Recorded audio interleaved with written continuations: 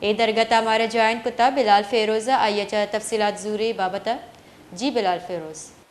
جی بالکل، deputy commissioner Quetta کی جانب سے ایک حکم نامہ جاری کیا گیا ہے جس کے مطابق 14 اگست یعنی جشن آزادی کے دن جو ہے کوئٹہ میں پانی پھینکنے، ہلڑ بازی، ون ویلنگ، سنو سپرے،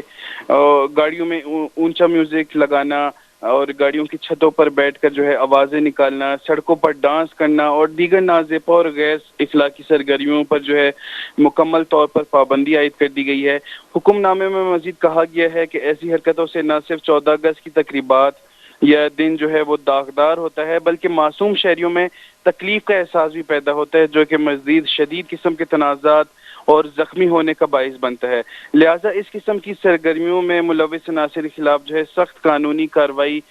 عمل میں لائی جائے گی، یہ کہا گیا ہے ڈپٹی کمشنر آفس کی جانب سے جو حکم نامہ جاری کیا گیا ہے۔ ساتھ ساتھ ہم یہ بھی بتاتے چلیں کہ 14 اگست والے دن جو ہے جو شہر کی زیادہ آمد و رفت والی سڑکیں ہیں جیسے کہ پرنس روڈ اور جناح روڈ، وہاں پر سڑکوں کے دونوں جانب جو ہے لڑکے کھڑے ہو کر گاڑیوں کے اوپر سنو سپرے بھی کرتے ہیں، پانی بھی پھینکتے ہیں، اس کے ساتھ ساتھ گاڑیوں کو روک کر زبردستی اس کو ہلاتے بھی ہیں، جس کی وجہ سے جو ہے اکثر فیملیز کے ساتھ جو لوگ ہوتے ہیں ان کو بھی غصہ آ جاتا ہے۔ اسی طرح جو لوگ بائک پر سوار ہوتے ہیں